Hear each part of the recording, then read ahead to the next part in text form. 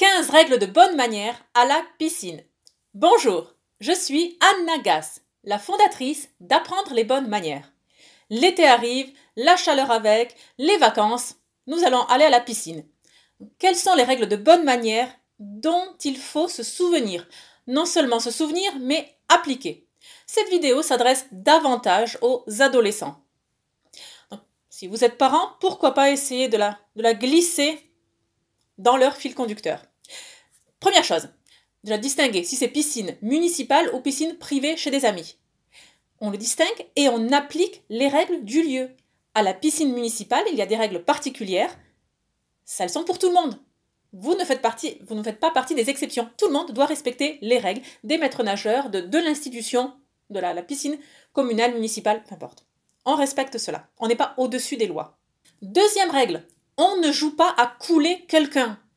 C'est dangereux, et au-delà du côté dangereux, c'est traumatisant pour certains, et enfin, ce n'est pas un jeu. Mettre la vie de quelqu'un en danger, le faire stresser, le faire paniquer, ce n'est pas un jeu. Il n'y a rien de drôle là-dedans. Ce n'est pas un humour à développer. On ne joue pas à couler quelqu'un. Troisième règle, le jeu du cap ou pas cap n'est pas une bonne idée. Ça déraille souvent, ça va dans un conflit de plus en plus violent, et plus en plus bizarroïde, plus en plus sexuel. Enfin, les dérives sont très larges. Donc, vous mêlez la soirée, piscine, alcool, nudité et cap ou pas cap, ça finit dangereusement. On évite cela. Quatrième règle, cette fois-ci pour les filles. J'espère que pour les filles. Écoutez, pas de maquillage, ou en tout cas pas d'abus de maquillage. Que vous ayez peut-être du mascara waterproof, pourquoi pas. Mais sinon, ce n'est pas un endroit où il faut se barbouiller et tout ça. Pour plusieurs raisons. Une, ce maquillage va se diluer dans l'eau. C'est pas ce qu'il y a de plus agréable. Et d'autre part, écoutez, ce n'est pas une parade. C'est un après-midi piscine ou une soirée piscine. Soyez modérés. Et troisième argument derrière celui-là, c'est, écoutez, si vous êtes à partir de 17 ans et vous êtes dans la vingtaine, c'est déjà la période de votre vie où vous êtes la plus belle, la plus naturellement belle, sans artifice, où votre peau est la plus jeune. Si on considère que la jeunesse est un critère de beauté. Si on va par là, c'est déjà le moment de votre vie où vous êtes au maximum. Donc, vous n'avez pas besoin de maquillage. Vraiment, vous n'en avez pas besoin. Vous êtes belle. Cinquième règle, et oui, c'est une règle de bonne manière. Très chère lady, très cher gentleman, qu'en est-il de la crème solaire? D'une part, oui, vous vous mettez de la crème solaire pour vous protéger du soleil. Mais là, je ne parle pas des questions de sécurité, solaire, santé. Non. Qui va vous appliquer la crème solaire? D'une part, vous l'appliquez vous-même, là vous pouvez, les bras, les jambes, etc. Mais d'autre part, écoutez, si vous n'êtes pas marié, je ne pense pas qu'un jeune homme puisse vous appliquer de la crème solaire dans le dos. Non, voilà, c'est dit avec mes gros sabots. Non. Dans la mesure du possible, et je pense que c'est toujours possible, demandez à votre meilleure amie fille, ou à une fille que vous ne connaissez pas, de vous appliquer de la crème dans le dos, mais pas à un garçon. Déjà, il y a quelque chose d'extrêmement sensuel, sexy, enfin c'est un massage, c'est une caresse, d'appliquer de la crème solaire à quelqu'un, enfin c'est touchy, quoi, enfin, on ne le fait pas avec des gants, on le fait avec la peau des doigts, enfin et en plus de faire ces caresses, ce massage publiquement, déjà, faut essayer d'appliquer, quand mon mari m'applique de la crème solaire dans le dos, déjà, il essaie, quand c'est publiquement, en fait, c'est toujours publiquement, sur une plage, enfin, on essaie d'être à l'abri de l'attente, que ce soit un geste le plus médical possible, en quelque sorte, le moins sensuel et intime possible. Alors, avec mon mari et moi, c'est différent. Mais si c'est, voilà, un geste de thérapeute, de masseur, bon, à vous de voir, à vous de niveler cela, à vous de... Surtout de ne pas faire quelque chose d'ostentatoire, vous n'allez pas faire un spectacle de quelqu'un vous étale de la crème et tous les regards se plantent sur vous. Non, essayez de faire ça à l'abri d'un parasol, discrètement, et de fille à fille ou de garçon à garçon. Tant que vous n'êtes pas marié, je ne pense pas que ce soit une bonne idée qu'un étranger, un étranger vous applique de la crème dans le dos. Sixième point, concernant le maillot de bain.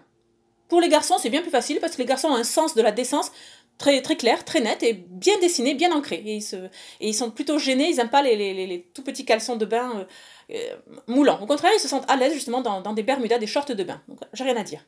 Par contre, pour les filles, Avez-vous réellement besoin d'un bikini? Et là qu'on se le dise, vous n'êtes pas à moitié couverte, vous n'êtes pas à moitié nue. Dans la réalité, vous êtes à 95% nu. Vous êtes à 5% habillé, 3% habillé. Si vraiment il fallait compter le tissu qui recouvre votre chair, votre peau, dire vous êtes à moitié habillé, non, c'est pas moitié. Le pourcentage est très faible. Bon. Alors au début, il y a quelques années, moi je pensais encore que un maillot de pièce, c'était à partir de 16 ans. Avant, on était quand même petite fille et il y avait quelque chose de malsain, et puis voilà, de déviant, oui, j'ose utiliser le mot, à mettre sur des petites filles des maillots de 2 pièces. Donc jusqu'à 16 ans. Bon. Mais à vrai dire, même maintenant, je suis adulte, j'ai passé vraiment ce cap, j'ai franchi un énorme chemin et d'élégance et de décence et de féminité, et j'estime que le maillot de bain une pièce est bon. Et d'ailleurs, souvent, il est même très peu couvrant. Déjà, le maillot, une pièce. Bon. J'ai fait une vidéo sur les maillots de bain, vous la retrouverez quelque part. Bon, donc, le maillot de bain, 2 pièces, n'est pas une bonne idée. Le bikini, encore moins. Et, dans ce que j'ai vu récemment, lorsqu'on était en vacances, il y avait une jeune fille qui avait un maillot de bain, 2 pièces. Et ce maillot avait donc, au niveau de la culotte, avait une ceinture dans laquelle il y avait des trous avec le nom de la marque. C'était pas Nike, mais je ne sais plus ce que c'était. Et donc, le soleil avait bronzé la peau de cette jeune fille, c'est ce qu'elle montrait à sa copine, de telle sorte que c'est comme si on voyait écrit Dior tatoué en lettres de soleil sur sa peau.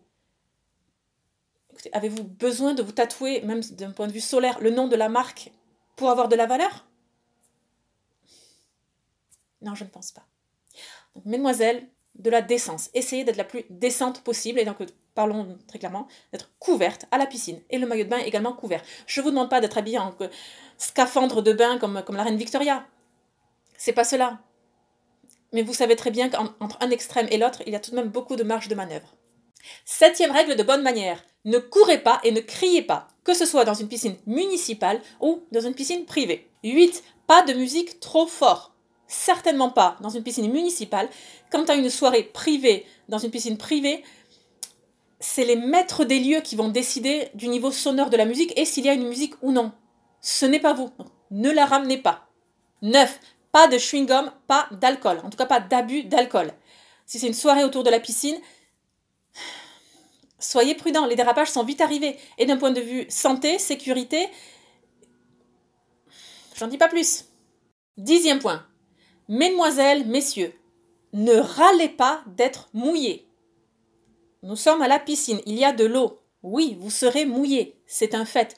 Alors, on n'a pas, lorsque vous êtes étalé sur votre serviette, c'est vrai que ce serait mal poli si quelqu'un vous éclabousse, même pour jouer, il vous envoie de l'eau, il vous éclabousse. C'est pas ce qu'il y a de plus adéquat. Bon, en même temps, c'est pas méchant. Si c'est bien fait, voilà, c'est fait sous forme de jeu. Enfin, ne râlez pas d'être mouillé. Si vous rentrez dans l'eau et quelqu'un qui a des éclaboussures, pas volontaires sur vous, mais qui a des éclaboussures, bon, vous êtes dans l'eau, quoi. C'est normal. 11e point. Il convient de se baigner au moins une fois. Oui, vous êtes invité à un après-midi piscine, alors il convient de se baigner. Enfin, à moins que vous ayez vraiment un problème médical ou autre. Enfin, on peut comprendre que vous êtes quand même venu pour la soirée, pour passer la soirée l'après-midi, pour passer du temps avec vos amis. Très bien. Mais sinon,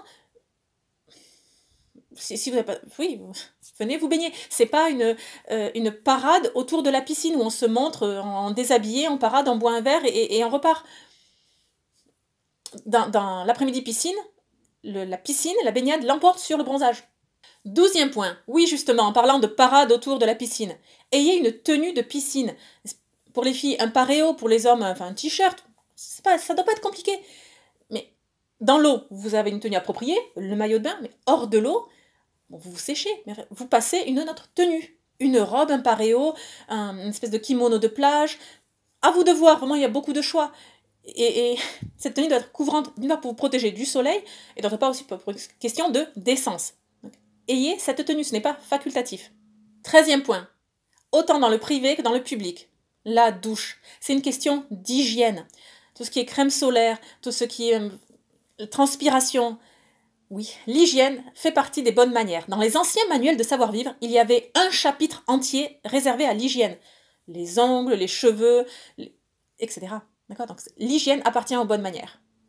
14e point, je suis obligée de le citer dans cette vidéo. Ne faites pas pipi dans l'eau. Vous vous levez comme un grand et vous allez aux toilettes. 15. Respectez les autres et respectez l'espace pour que tout le monde puisse en profiter. S'il y a des bébés, s'il y a des personnes âgées, s'il y a des handicapés, s'il y a des nageurs débutants, c'est peut-être pas l'endroit idéal pour jouer au ballon, d'accord? S'il y a personne, vous pouvez jouer au ballon, mais vous faire des passes alors même que c'est extrêmement encombré, vous ne pouvez pas. À ce moment-là, d'ailleurs, on ne se baigne même pas dans la piscine. Enfin, on se trempe dans la piscine, on ne nage pas. On se baigne, on flotte, on patauge. Mais donc, respectez que tout le monde puisse être dans la piscine. Et puis, d'autre part, dans la piscine, étant donné qu'on est tout nu, tout nu, en maillot de bain, qu'on est vulnérable, on ne se touche pas. On fait vraiment tout ce qu'on peut pour ne pas toucher d'étrangers. On n'est pas les uns sur les autres. C'est pas la même chose que si on est dans le bus et que on touchait par mégarde l'épaule de quelqu'un. Tout de suite, quand on est dans l'eau, ça a une autre résonance. Soyez respectueux de l'espace des autres. 16e règle, la règle bonus. Une fois rentré chez vous, vous ne laissez pas votre serviette et votre maillot de bain humide rouler en boule au fond de votre sac à attendre que papa, maman le prennent pour l'étendre. Non. Vous l'étendez, vous le séchez vous-même. Prenez soin de vos affaires. Oui, c'est une règle de bonne manière. Grâce à ça, vous allez devenir de parfaites ladies et gentlemen des temps modernes. Si vous souhaitez en savoir plus, je vous invite à découvrir ce programme spécialement pour les lycéens. Tout le détail se trouve juste en dessous en barre d'infos. Qui sait, à la rentrée justement, en suivant ce programme et en appliquant ce qui est dit, vous allez démarrer une nouvelle vie. Je n'en doute pas. À présent, je vous laisse et surtout, n'oubliez pas, la bienséance fait la différence.